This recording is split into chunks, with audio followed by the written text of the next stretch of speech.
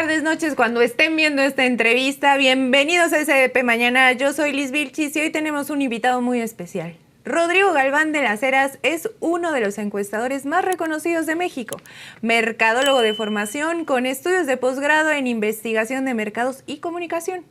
Desde 2010 dirige De las Heras Demotecnia, firma especializada en estudios de opinión pública y estrategia político-electoral. Bajo su liderazgo, la empresa ha destacado por su precisión de estimaciones en procesos clave como las elecciones presidenciales de 2018 y 2024. Además, ha sido presidente del Colegio de Especialistas en Demoscopía y Encuestas y el profesor universitario desde hace más de 16 años. Hoy conversamos con él para entender qué hay detrás de los números, cómo se mide el ánimo social y cuál es el papel de las encuestas en la vida democrática del país. Bienvenido, Rodrigo. ¿Cómo estás? Bien, muchas gracias. Qué honor que me hayan invitado. Oye, quiero preguntarte en primer plano, ¿quién es Rodrigo de las Heras más allá de tu profesión y a lo que te dedicas? Pues mira, soy hijo de María de las Heras, una encuestadora muy famosa en este país. Por lo tanto, poco me dejaron a mí como para decidir. Soy papá de 3, soy fan de los Pumas de la Universidad Autónoma de México a muerte, aunque ganen. Aquí también. ¿Sí? Qué bueno. Se ve gente seria que sabe leer desde chiquito. Sí, muy fan de los Pumas y mi hobby va a sonar... fifí es el término, pero sí, es el golf. Me encanta el golf, es lo que me gusta hacer. Oye, quiero preguntarte, tu historia personal está profundamente ligada, como ya decías, a tu madre María de las Heras. ¿Cómo influyó esto? Dices que no tuviste opción, pero ¿cómo influyó esto para que tú eligieras dedicarte a esto? Sí, exacto. Ya usaste ahí un verbo que no sé si yo lo usaría, que es elegir, ¿no? Sí, porque cuando eres chiquito que quieres ser futbolista, quieres ser policía, ¿no? Quieres ser escritor, pero nadie dice, ay, yo quiero ser encuestador de gran... No, nadie. Y ya que lo conoces menos, ¿no? Pero mis trabajos en verano, por ejemplo, era codificar cuestionarios. Okay. Y entonces, pues sí podía yo salir a jugar y irte con tus cuates y eso después de que trabajara cierto momento. Y entonces, pues codificaba cuestionarios, se hacían en papel antes, ¿no? Mi mamá se casó con un político, okay, César Augusto Santiago, que es un político de estos profesionales de antes. Y entonces todo el día estaban hablando de eso, y entonces cuando íbamos de viaje hablaban de eso, y cuando comíamos hablaban de eso, ¿no? Y entonces... O sea, te politizaron desde bebé. Desde bebé. Entonces, estás en eso y generas, sí, la verdad es que generas un conocimiento que no te lo da nada que se estudie, y al final, pues la vida te va llevando a ese tipo de cosas, ¿no? Y cuando te das cuenta, ya eres encuestador. O sea, ya te llegó ahí, ¿no? Y yo crecí otra vez entre cuestionarios. ¿Cómo era ella cuando trabajaban? O sea, tú no elegiste, ella te metió al mundo de las encuestas. ¿Cómo era trabajar con ella? Pues horrible. ¿Por qué? Horrible. No, a ver, dime un recuerdo personal que tengas. Tú vas por ahí, todo el mundo, ay, María de las Heras tan simpática, así, puta, trabajen con ella, vas a ver. ¿Y cómo es trabajar contigo? Mira, fíjate, primero con ella, porque la verdad es que nos parecíamos mucho y teníamos puntos de vista muy diferentes, pero ella siempre fue la jefa. Y entonces adentro, porque además cuando es tu madre y las pláticas de trabajo se terminaban en porque soy tu madre y se acabó, pues poco tenías que hacer. Sí, poco tenías que hacer. Lo que sí, siempre fuimos muy disciplinados en que se llegaba a una conclusión, cualquiera que fuera, se argumentaba, y hacia afuera, o sea, hacia la empresa, siempre se respetaba lo que decía, ¿no? Entonces, una mujer, imagínate, guapa, inteligente, talentosa, exitosa, ¿cómo discutes con ella? No hay manera, o sea, no ganas una. No, perdiste. Una. Sí, pero al mismo tiempo también me dio oportunidad de convivir con ella muchísimo y era muy divertida también. Entonces eso. Y yo como jefe soy exactamente igual. Siempre quise no parecerme, ¿no? Mi misión con ella siempre fue, todos los procesos de la empresa dependían de ella cuando yo llegué. Okay. O sea, Liz me decía, mira, y abres un PowerPoint, o sea, ¿de verdad me trajiste para decirme que yo abriera un PowerPoint y cómo usarlo? Pues con el tiempo, desafortunadamente, me he convertido en algo muy parecido. Y entonces trato de controlar todo. Y me ha costado mucho desmariaizarme yo también, ¿no? Y tratar de dejar que la gente me ayude en lugar de yo decirles qué hacer. Mira, Fue responsable de los estados, voy a leer esto, dice, fue responsable de los estados en la campaña presidencial de Luis Donaldo Colosio. ¿Qué te contaba acerca de esa campaña? Porque esa campaña yo creo que marcó un hito en la historia de México. No, hombre, fue una cosa brutal. Mira, primero hay que decir que Luis Donaldo Colosio fue el primero, porque todo el mundo dice que fue el primero en entrar a las encuestas. Él ni sabía qué era, ¿no? Entonces le dijo un día a Luis Donaldo a mi mamá, porque ellos se conocían de la Secretaría de Programación y Presupuesto, y mi mamá pues era buena para los números, pues actuar y tal, y le dijo, oye, mira, están haciendo unas cosas en otros lados que les dicen encuestas, ¿por qué no vas a ver y haces una? Entonces, pues imagínate, de ahí empezó. ¿Y quién las estaba haciendo del otro lado? No, las estaba haciendo Gallup, por ejemplo, ¿no? Las estaba haciendo Nielsen en todo el país, en todos los países fuera de México, pero en México no había una medición de opinión pública como tal. Entonces Luis Donaldo fue el primero que le metió para la investigación y fue una encuesta, la primera que hicieron muy buena porque la hicieron en Yucatán y ya después de lo que se gastó, inventar el modelo y tal, y llegó y le dijo, ¿y qué dice eso? Pues dice que puedes ganar. O que puedes perder. Mira que fíjate qué bonita está la encuesta. No sirve para nada, ¿no? Y ahí empezó, y entonces empezó a evolucionar con eso. Luis Donaldo en su campaña le hizo mucho caso a las encuestas. Mucho caso. Encuestaron en Demotecnia en todos los estados. Encuestaron los 300 distritos. Yo creo que nunca se ha vuelto a hacer eso.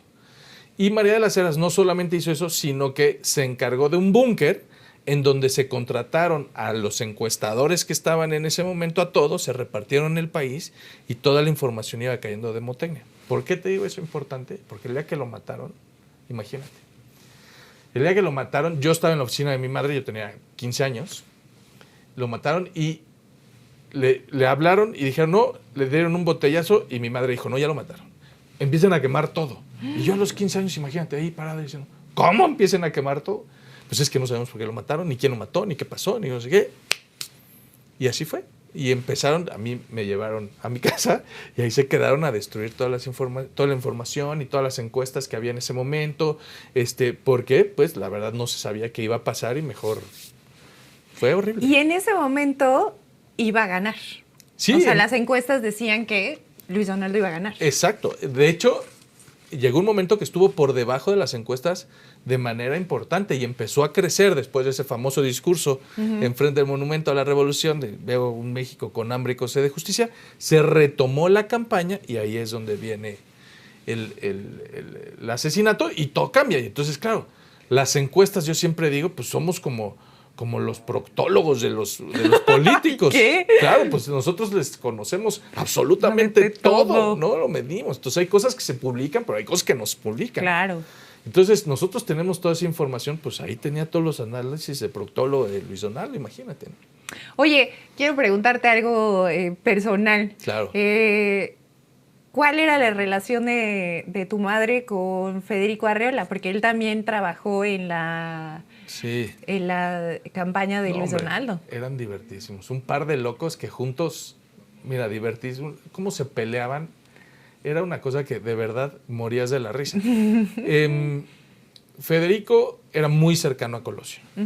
Yo no sé si alguna vez lo ha platicado Federico, pero si no voy a cometer la infidencia yo. Ándale, hazlo. La verdad es que sí. Un día los encerró y les dijo, ustedes se van a quedar aquí y hasta que no me tengan una solución de qué vamos a hacer con toda la campaña negra que están sacando y ustedes saben de esto y no sé qué, y se van a quedar aquí hasta que no me cuenten cómo le vamos a hacer.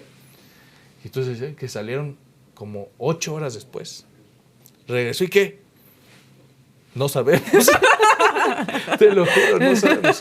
Eran muy buenos amigos, muy buenos amigos. De hecho, mi madre escribió 2 libros y Federico presentó el primero de ellos.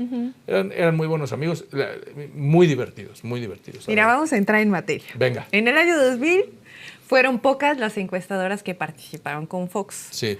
¿Qué hacía diferente ahora que los datos? Mira, primero, en ese momento había un partido hegemónico, ¿no?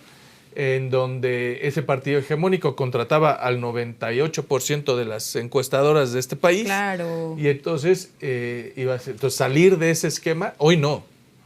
Hoy se publican de uno y otro y no se ve mal que una empresa trabaje en una elección para alguien y para otra. No, antes no era así. Había encuestadores del PRI y 2 o 3 improvisados. Eso es lo que había, ¿no? No había más. Ahora hay una diversidad. Ahora hay una perversión completa de los números y de las encuestas que antes no había. Antes se respetaban mucho más. ¿Cuál es la perversión?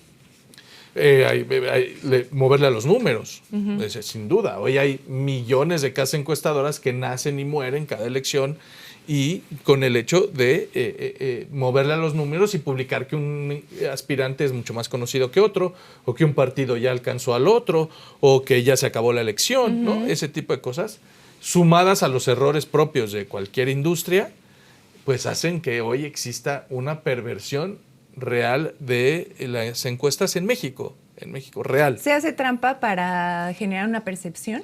Sin duda, sin duda. Pero a ver, vamos a empezar, me voy a hacer un poquito para atrás. En las encuestas, como en cualquier industria, en el periodismo, en la carpintería, albañilería, ¿no? Hay buenos y hay malos. Sí. ¿No? Hay los doctores, sobre todo. Hay buenos y hay malos. O sea, ahí si tu modelo funciona, tu modelo no funciona. Y eso te lo da la historia, ¿no?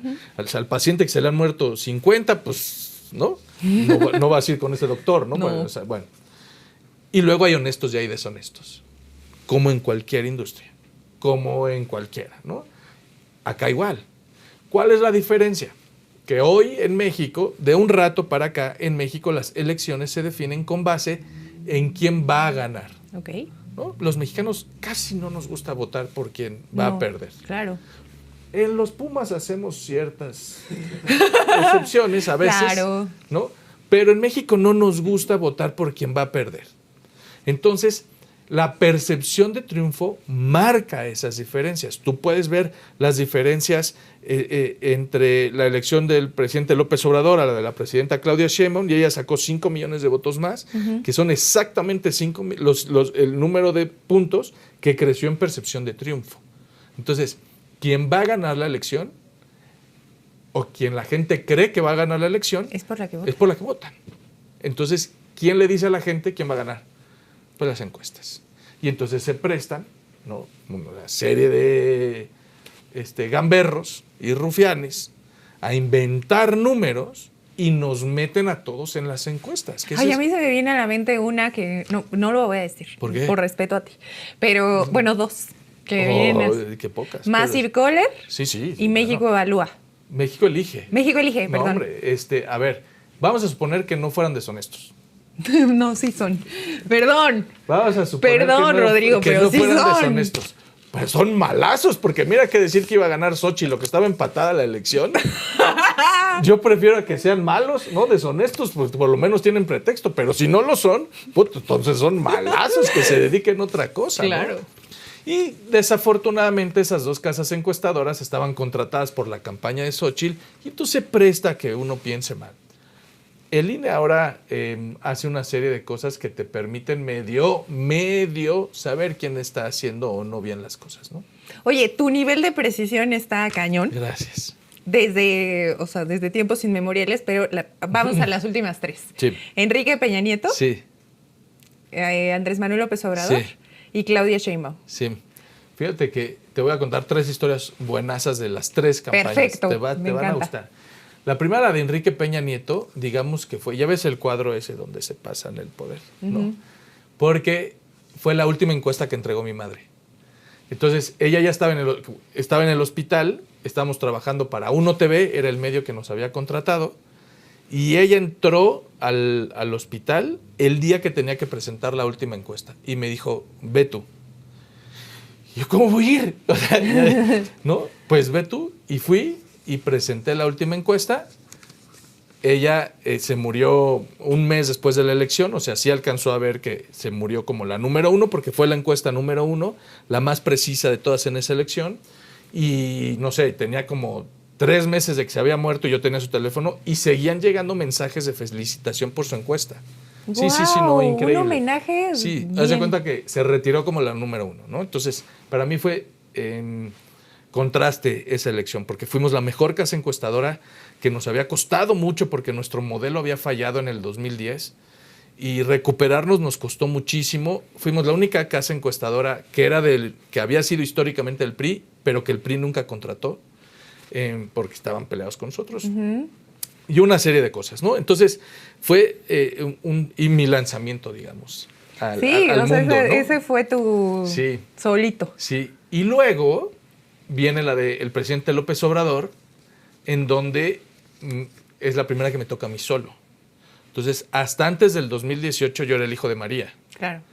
Y era muy difícil porque cuando publicabas una encuesta que iba en contra del PRI, por ejemplo, te hablaban los priistas y decían, si viviera tu madre se volvería a morir. Bueno, cosas Pero esas. eso es lo que dicen los números. Exacto. ¿No? Y luego publiqué la de López Obrador y publiqué que iba a sacar más de 30 millones de votos.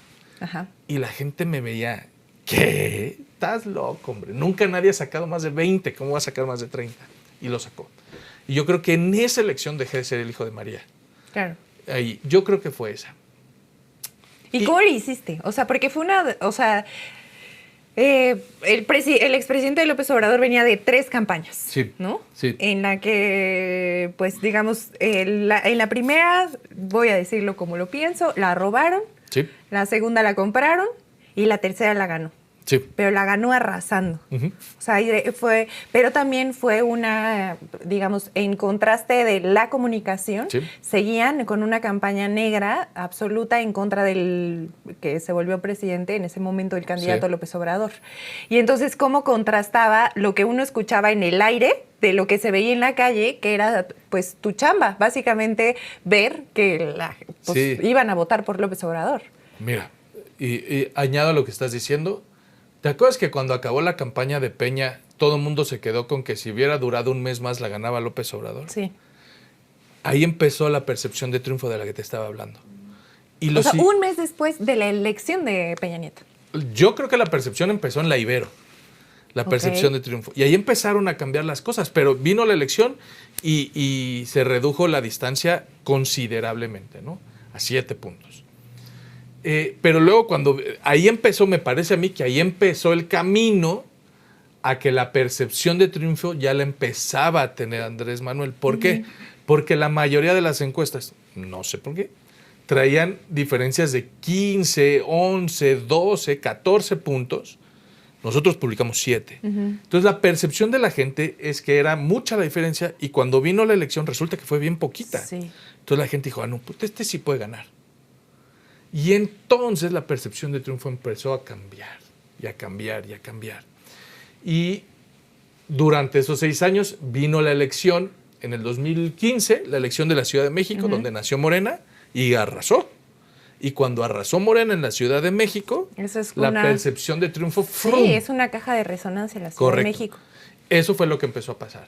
¿Y por qué nosotros lo vimos? Porque nosotros tenemos un modelo electoral en donde, si bien no es predictivo, porque ninguna encuesta es predictiva, sí es un modelo que se cruza con la historia electoral. Tal vez la diferencia entre nosotros y otras casas encuestadoras es que nosotros basamos nuestros resultados en la historia electoral. Ok. ¿Dónde fallamos nosotros? Porque tampoco somos infalibles. En la elección del Bronco, por ejemplo. ¿Qué pasó ahí? Nosotros dijimos que el Bronco iba a ganar por 1 punto, ganó por 22. Pero no solo, sino que todas las encuestas, menos 1 o 2, el Norte fue una y Buendía fue otra, que Buendía dio 8 puntos y fueron 22, pero el Norte sí dijo que iba a ser una madrina espantosa, porque como mi modelo funciona con la historia, no habían habido independientes en este país. Era un fenómeno, le llamamos nosotros en el argot estadístico, es un fenómeno, un punto de fuga, que no conocíamos y movió todo nuestro modelo. Claro, después de eso, ya nunca volvimos a medir mal a los independientes, que al final logró la percepción de triunfo, ¿no? Entonces, nuestro modelo que se calibra elección tras elección, llega a cada una de las elecciones con un buen de historia, que le da estabilidad al modelo, ¿no? Volvamos a Andrés Manuel. Venga. ¿Cómo viste esa elección? Mira, yo la sufrí mucho. Yo también. ¿Sabes qué pasa? Que la vida de los encuestadores, por eso se los digo, te dije al principio, no se dediquen a esto. No lo vale. No le hagan caso. La vida de los encuestadores se juzga con el día de la elección y es horrible, porque si yo hago encuestas para una marca de shampoos y les digo, su shampoo no le gusta al 60%, a ver, compruébamelo. Entonces, ¿cómo lo van a comprobar? No hay manera. Pero una elección te lleva a un juicio, ¿no? Final. Y sea mucho, sea poca la diferencia, siempre habrá diferencias. Pero en la elección de Andrés Manuel, todos decían una cosa completamente diferente a la mía. Es que eso es lo que te quiero preguntar. O sea, tú fuiste Sí. el único que decías, o sea, 30 millones, señor, sí. o sea, la va a romper. 30 millones. ¿Y cómo hablabas entre tus amigos encuestadores? No, o sea, hombre, que no, se les la jugué una rompían. lana, les jugué una lana. Sí, por supuesto. Y además ellos te lo van a aceptar. Les jugué una lana y en la del 24 otra vez. O sea, no aprendieron. Ah, no aprendieron. No aprendieron. Me decían, 30 millones está, lo métale una lana. Y luego cuando dije 34 millones para la presidenta Sheinbaum, me dijeron, estás loco, ¿cómo va a sacar más que López Obrador? Métale una lana. Y les volví a ganar la comida. Era muy difícil que lo creyeran, sobre todo la cantidad de votos. Era algo que nadie me creía. Entonces, ¿cómo lo viví? Pues con un dolor en el cuello, de estrés, de no dormir, porque estás de acuerdo que yo no era María de las Heras, y si yo no hubiera hecho bien esa elección, además me la jugué, yo me pude ir al bulto, como decíamos, al bulto es, pues no te vas a los 30 millones, nada más di que va a ganar por más de 10 puntos y con eso nadie te va a decir que está mal. No, Sí. yo me fui al arriesgar, ¿no? Es Al que son ataque. 3 elecciones a que le atinas, o sea, así preciso. Sí, entonces dije, no, pues a por esas. Entonces, aquí, en esa me jugué todo. Entonces, la del Andrés Manuel fue de muchísima presión, para mí, ¿no? Y ya la de Claudia ya fue como, bueno, de la presidenta Claudia Sheinbaum ya fue como... Sí, pero también déjame decirte, porque estuvo... ¿Sabes qué pasa? Que no sé por qué los demás seguían sin verlo. Entonces, yo veía, por supuesto que Massive Color en México le dije no, porque los conozco, ¿no? Pero sí veía que muchas casas encuestadoras daban empate en la Ciudad de México, por ejemplo. Y yo publiqué 14 puntos en la Ciudad de México. Yo publiqué 35 en Veracruz y los 9 que quedaron en Yucatán. Y nadie estaba publicando eso. Y yo les decía, oigan, ya publiquen, no sean así. Sí, y nadie está diciendo. Entonces, esta también la sufrí muchísimo porque voy a cometer otra infidencia. Eso. Dentro de esa Hágame campaña, el reel. dentro de esa campaña, también me dijeron, oye, hermano, y aquí ya no te están creyendo, ¿eh? Yo sé que andas buscando chamba y todo porque sabes que van a ganar, pero no te estamos creyendo, ¿eh? Y les dije, perfecto, eso me pasa muchas veces.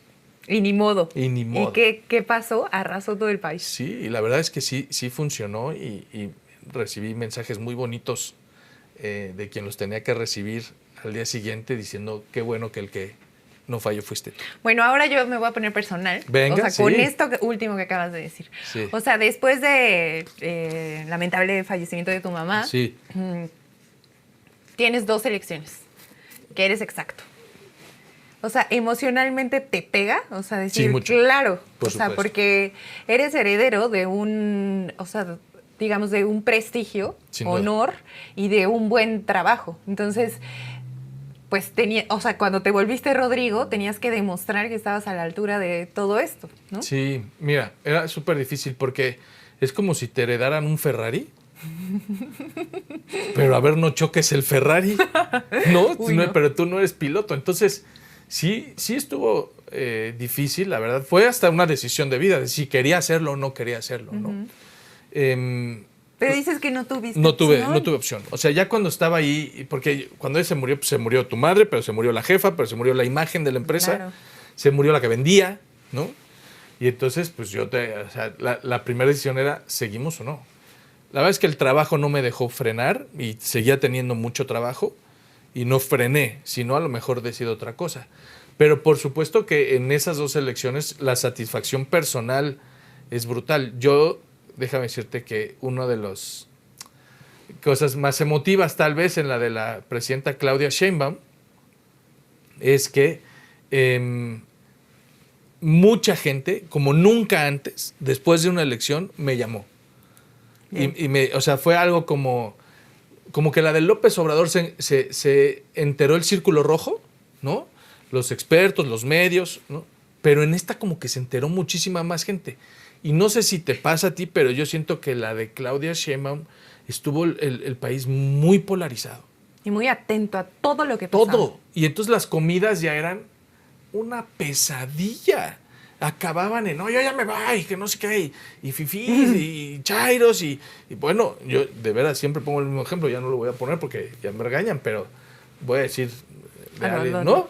Pero alguien que en mi casa decía, no, es que este señor no ha hecho nada por mí, entonces, pero ya peleas. Y le decía, bueno, pues yo no creo, porque mire, antes usted no sabía muchas cosas y ahora es usted experto en aeronáutica. Es experto en revolución venezolana, cubana. Es ambientalista por eso de los trenes. Claro. ¿Saben de hidrocarburos?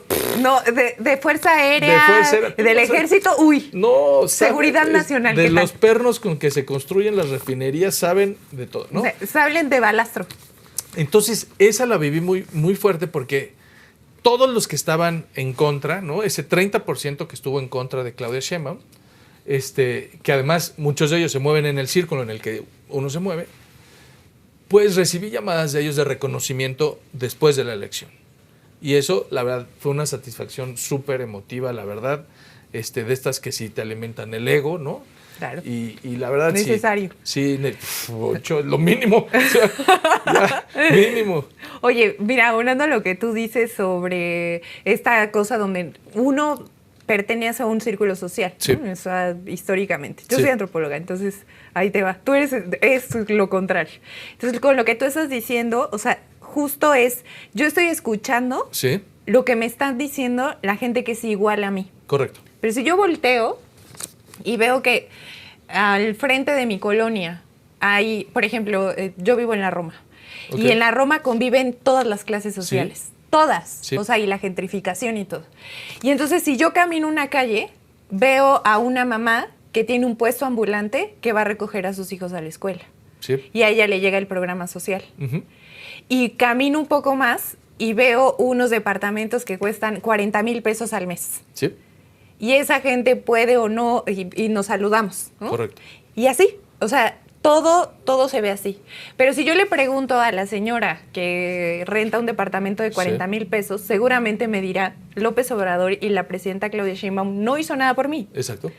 Pero si yo voy con la señora que tiene un puesto ambulante, que vive, o sea, bueno, más bien, que va a la misma escuela en la Roma Norte, ahí, y le digo, oye, ¿tú qué piensas del presidente López Obrador? Seguramente me dirá, yo recibo un apoyo gracias a que hizo la reforma constitucional, ¿no? Porque todo el mundo ya sabe que ese es su derecho y que nadie se lo puede quitar. Uh-huh. Entonces es como la polarización que existe. Mucha gente que nosotros no veíamos decía, claro que voy a votar por Claudia Sheinbaum. Y también la gente que no quería a Xóchitl. O sea, la gente de otro estrato social que no quería a Xóchitl dijo, no hay manera de que esta sea nuestra presidenta. ¿Tú cómo viste eso? Tal cual, tal cual. Además, tal vez la diferencia, digamos, técnica de lo que acabas de decir, uh-huh. porque todos sabíamos quiénes apoyaban un lado y quiénes apoyaban al otro. Y todos sabíamos que los de un lado eran el doble que los del otro. Eso ya lo sabíamos. Por supuesto. Eso ya lo sabíamos. La cuestión era cuántos van a salir a votar. Ok. Esa es la diferencia. Porque, ¿y cómo lo medimos? Fíjate, en este país, todo lo que termina en IA, decimos que sí.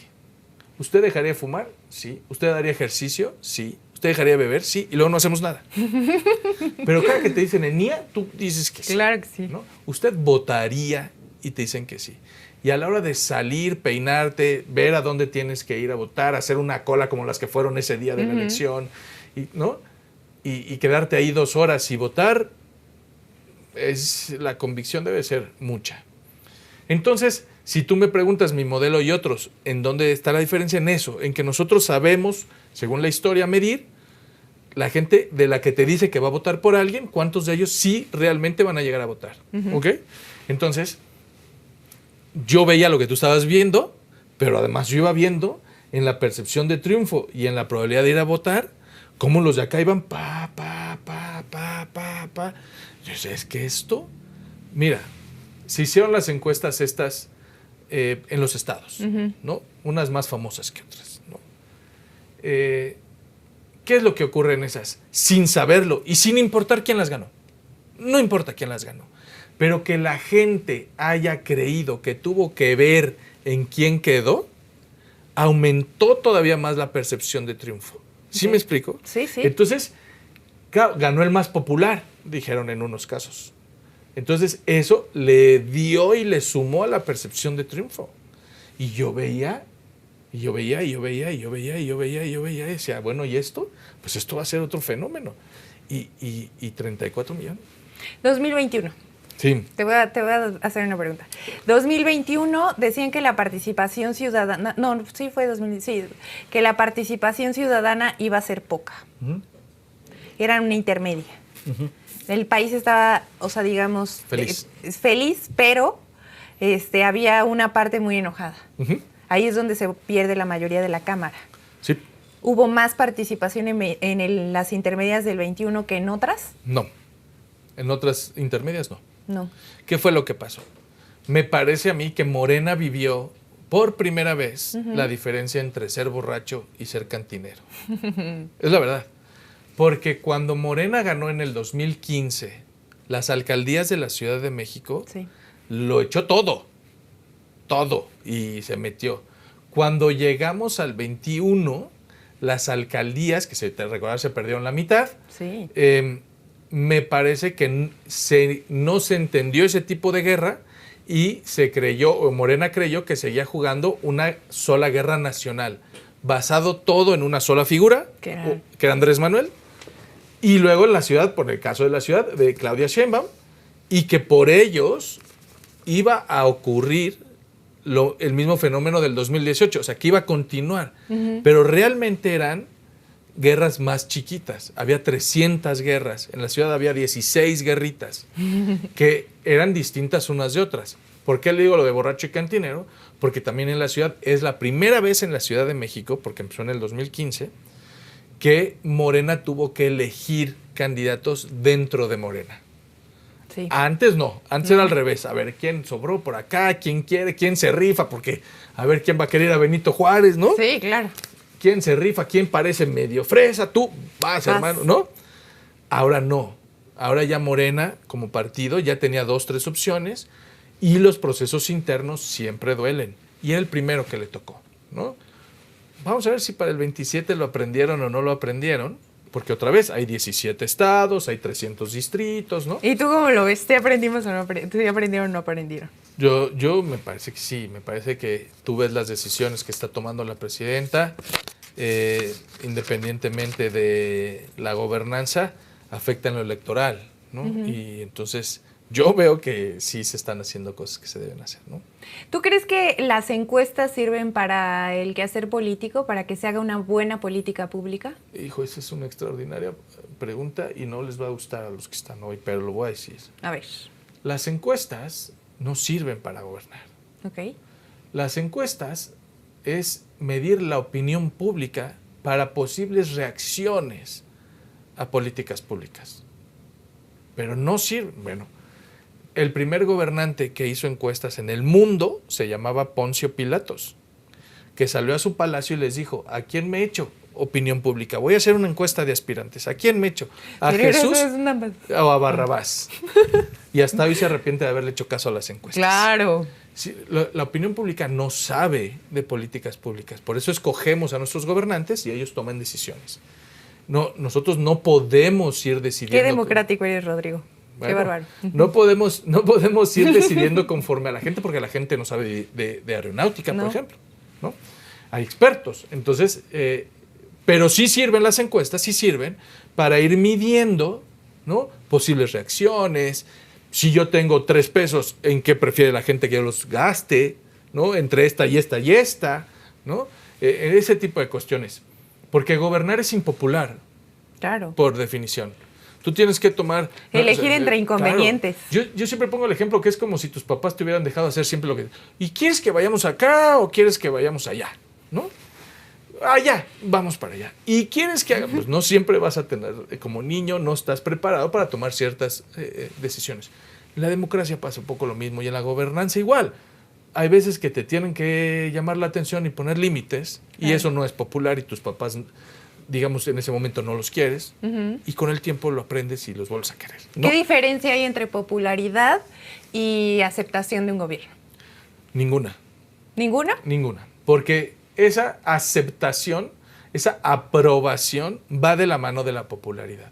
Okay. Y pongo el ejemplo, el presidente López Obrador lo dejó explícito, porque tú veías que él tenía una aprobación del 75% pero en seguridad tenía 20%, 30%.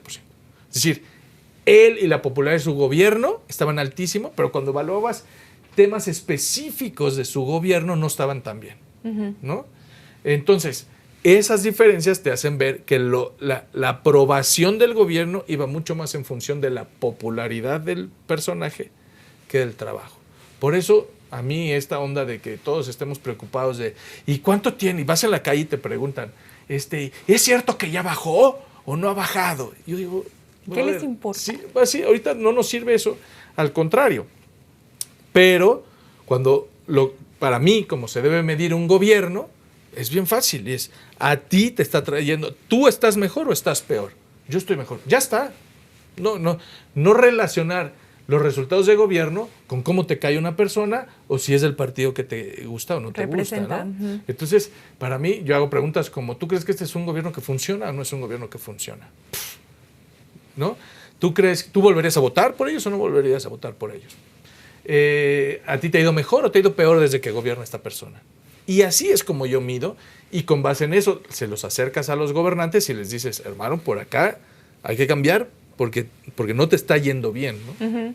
¿Cómo se explica que la percepción de inseguridad haya subido y los índices delictivos hayan bajado? Esas buenas preguntas. Mira, me parece a mí que se ha puesto el foco encima del tema. Y entonces tú estás tal vez con el secretario más mediático de todos. Sí. O sea, la verdad es que se agacha, se abrocha las agujetas, 30,000 likes, ¿no? Bravo. 30,000 likes. Sí, es un fenómeno. Él es un fenómeno. Él es un fenómeno.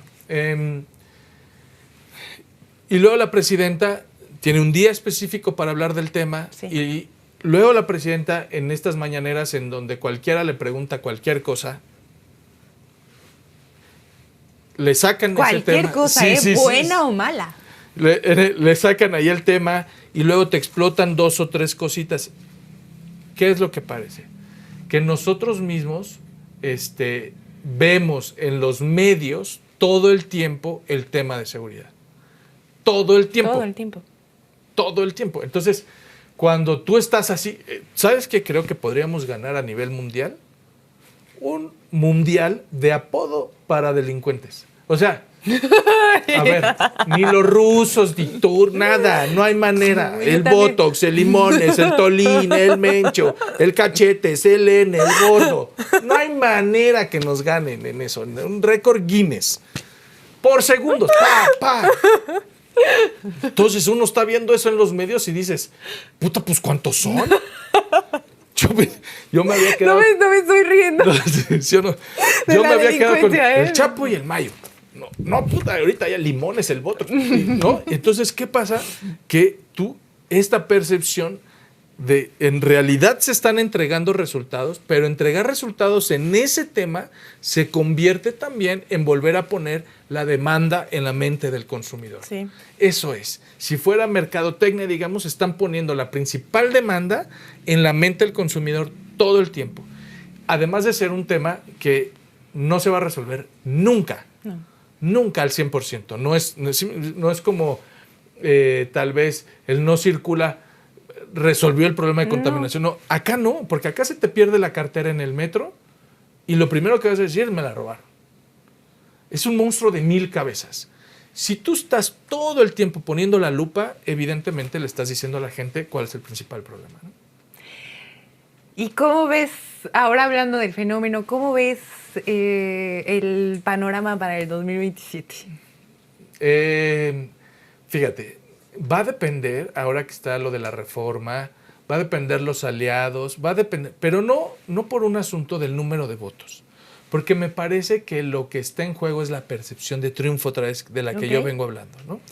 Entonces la reforma electoral a lo mejor hace que te enojes con alguno de tus amigos y eso aumenta o eso reduce la percepción de triunfo. Ya salió el PAN a decir que no va a ir con el PRI. ¿Eso aumenta o reduce su percepción de triunfo? Movimiento Ciudadano dice que ellos solos hasta la muerte. ¿Eso aumenta? Es decir, me parece que nos falta ver, y sobre todo hoy en día, la manera de escoger los candidatos de todos los partidos si lo hacen con base en competitividad, es decir, quién tiene buen conocimiento, pocos negativos, ¿no? O con base en la popularidad, que son cosas diferentes, ¿no? Entonces, lo que tú decías, veremos si Morena aprendió la lección, no solo del 21, sino de Durango y Veracruz, y empiezan a encontrar candidatos competitivos y no populares, y o los de enfrente empiezan a ver que las alianzas entre polos opuestos no funcionan y empiezan a buscar otro tipo de alianzas. ¿No? Yo creo que pasa mucho más por las decisiones que va a tomar Morena en cuanto a sus candidatos y alianzas que por las que puede pasar por la oposición, todavía. ¿Tú ves al electorado más volátil que hace 20 años? No, no. O sea, ¿están convencidos ahora? ¿Sí representa...? ¿Sabes qué pasa? Que se mueven por lo mismo. Ahora lo entendemos. Esta percepción. ¿Por qué ganó Fox, digamos, hace 26 años? ¿Por qué ganó Fox? Porque convenció a la gente que le podía ganar al PRI. Entonces, los mexicanos seguimos siendo los mismos. Los mexicanos seguimos moviéndonos por las mismas cosas, seguimos persiguiendo las mismas cosas. Las modas nos van cambiando los pretextos, ¿no? Las modas nos van cambiando los pretextos, pero lo que nos mueve es lo mismo. Lo que sí es cierto es que estamos más informados. Es verdad. Mira, ¿sabes qué veo ahora que no había antes? Voto diferenciado. Antes... Todo PRI. Todo PRI. Mira, entre la presidenta Claudia Sheinbaum y los diputados federales de Morena hay 3 millones de votos de diferencia. O sea, ¿eso qué quiere decir? Que hay 3 millones de personas que tacharon Morena en las elecciones para presidenta y no tacharon Morena para el diputado federal. Eso me parece que hoy en día es algo que sí no existía, ¿no? La gente hoy, bajo esta información, ya se siente que su voto vale, cosa que eso es importante, antes no, que su voto vale y se siente con el poder de decir a este sí, a este no, sin importar el color, ¿no? Entonces, bueno, eso me parece que sí ha cambiado. ¿Qué es lo que más te sigue sorprendiendo cuando encuestas de la sociedad mexicana? Los ciclos. De eso hablaba el otro día. Es increíble la cantidad de ciclos que se repiten en este país. O sea, si tú te das cuenta, cuando tú encuestas durante tantos años y tienes la historia medida, por ejemplo, esta parte de por qué en las intermedias siempre hay la misma participación. Es increíble. O sea, ¿Un 30, 40%? Sí, pero además nuevas generaciones, y sigue siendo igual, ¿no? O estos candidatos o aspirantes súper populares que siempre salen cada determinado tiempo. Si tú me preguntas, la verdad es que la vida política de este país es cíclica, es cíclica. Entonces eso la verdad a mí me sorprende mucho. Ya terminamos, pero antes de que despida esta bonita entrevista, voy a profundizar más en algo que dijiste al inicio. Sí. Eres fanático de los Pumas. Muy. O sea, Puma y corazón, corazón, Muerte. corazón. Ok. Quiero preguntarte, ¿quién es tu jugador favorito de todos los tiempos? Hugo Sánchez, por mucho. ¿Hugo Sánchez? Por mucho. O sea, eres madridista. Completamente. ¿Sí? O Sí. sea, entre el Barcelona, aquí no les va a gustar porque ellos les van al Barça. Porque son muy jóvenes estos chicos, son muy jóvenes, por eso. ¿Sabes qué pasa? Que yo me levantaba a las 7 de la mañana todos los domingos a ver jugar al Real Madrid, porque a mí me tocó cuando Hugo salió campeón con los Pumas y se fue al Madrid. Entonces, exactamente, yo le voy al Madrid porque me levantaba a ver a Hugo Sánchez, que era de los Pumas, por eso le voy al Madrid, por los Pumas. ¿Y cuál es tu gol favorito? El de Logroñés, sin duda, el de Logroñés, el señor gol se llama, ¿no? Es uno de chilena. ¿De Hugo? De Hugo, en el estadio de Logroñés. Y se paró todo el estadio y con pañuelos y le aplaudieron y fue un gol. Además, tú sabes que Hugo Sánchez metió 38 goles de un solo toque. Es el único que lo ha hecho en la historia del mundo, del planeta. Los 38 que metió fue de solo un toque. No lo sabía, ahora ya lo sé. Soy muy fan de Hugo Sánchez. Ahora, ¿tú prefieres ir al estadio o estar en tu casa? No, yo voy al estadio cada 15 días desde el 98, o sea, casi 30 años. O sea, vas al estadio Sí. a ver a los los Pumas. Cada 15 días. Cada 15 días. Sí. Ok. Ahí en CEU. Ahí en Seúl. Sí, ¿Y sí. qué se siente ese sol? Porque yo justo antes de entrar estaba hablando de que antes iba mucho al estadio universitario a ver a jugar a los Pumas y que el calor es insoportable. Sí. te voy a llevar a una zona donde no hay calor, que es donde voy ahora. Bueno, es que tú, ya lo acabas de decir, era muy fifí y yo voy al... No, ¿sabes qué pasa? Pero estuve muchos años yendo al otro lado. No, CEU es increíble para mí y es una de las cosas que mi hijo no me agradece y me reclama todos los días porque él sí realmente nunca ha visto campeón a los Pumas. Y entonces es triste, es verdad. Mi hijo tiene 14 años y nunca ha visto campeón a los Pumas. Y me dice, puta, es que ¿por qué le voy a los Pumas, papá? Pero va al estadio y siente esa energía que hay en CEU y se sabe el Goya desde que tiene... Antes de poder hablar bien, ya cantaba el Goya, ¿no? Dijo Goya antes de que mamá. Te lo juro. Lo dices de broma, pero te lo juro. Sí. Muchas gracias por venir, Rodrigo. Te agradezco mucho. Fue una gran plática. ¿Algo que nos quieras decir como conclusión? No se dedican a las encuestas. Eso para empezar.